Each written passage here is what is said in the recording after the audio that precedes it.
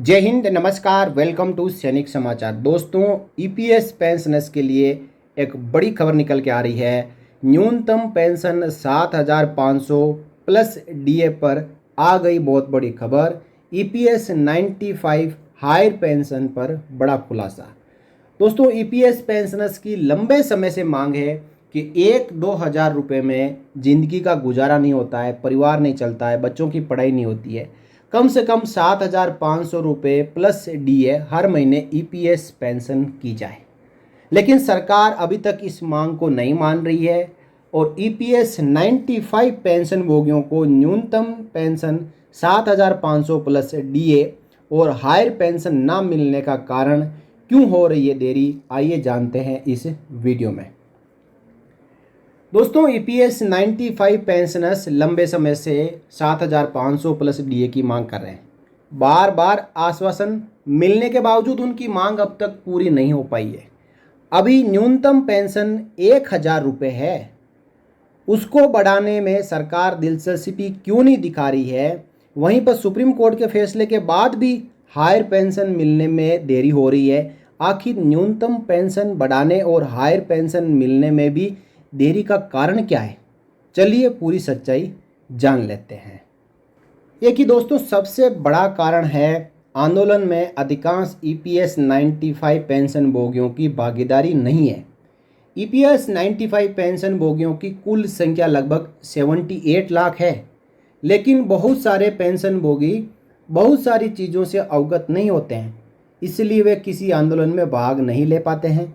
इससे ये मुद्दा व्यापक स्तर पर उठ नहीं पाया है और ना ही पर्याप्त समर्थन प्राप्त कर सका है।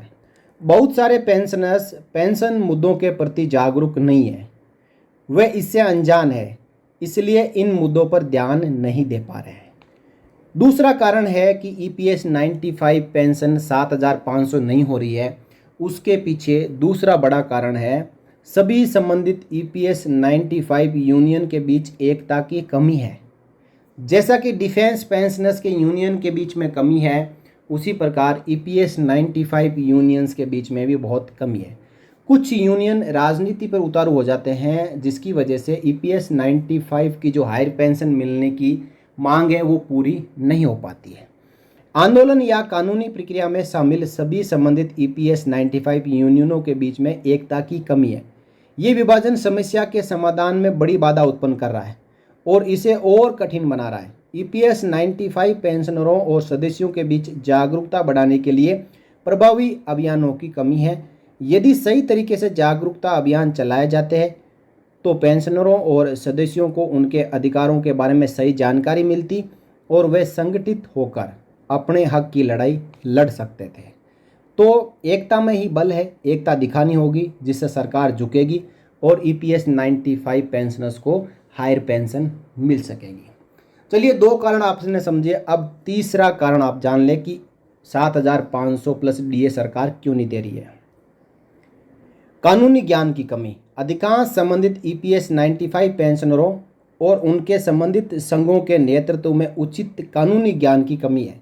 वे न्यूनतम पेंशन या हायर पेंशन मुद्दों पर ईपीएफओ और भारत सरकार और अदालत को सही कानूनी तर्क देने में सक्षम नहीं है और इन मुद्दों को कानूनी पहलुओं के साथ सही तरीके से समझने की अनिच्छा दिखा रहे हैं। आप सही तरीके से अपना मुद्दा रखेंगे तो सरकार को भी मानना पड़ेगा कि बिल्कुल वाजिब फैक्ट है और इन फैक्ट के ऊपर हमें ईपीएफ 95 पेंशनर्स की मांग माननी पड़ेगी।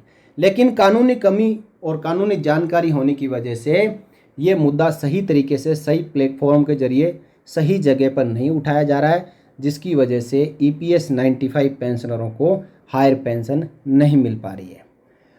अब दोस्तों, चौथा सबसे बड़ा कारण आप समझें, विभिन्न एजेंसियों और सोशल मीडिया चैनलों की नकारात्मक राय।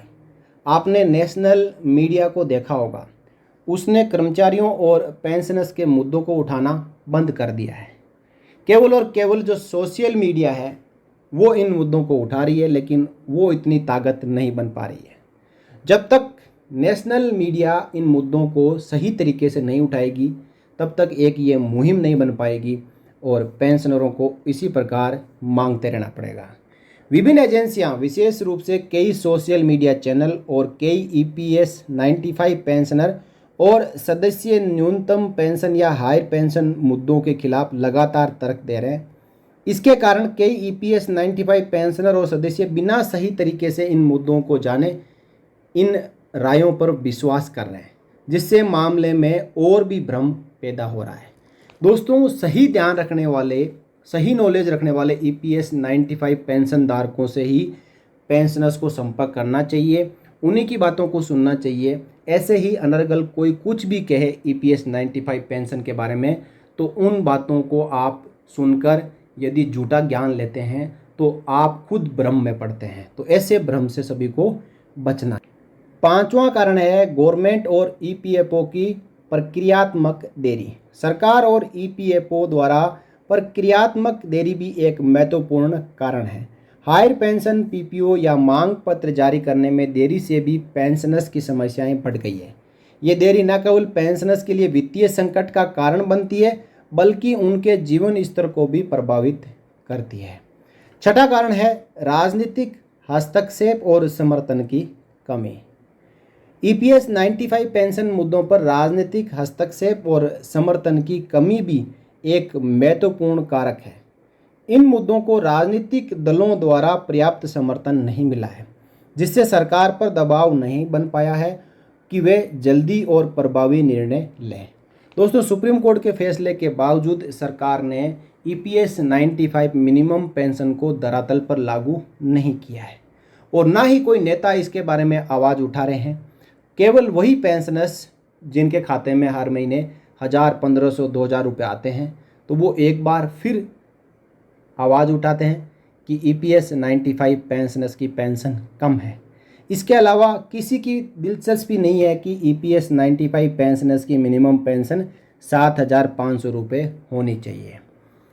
अब दोस्तों, फाइनल आप कारण समझे आर्थिक दबाव और संसाधनों की कमी।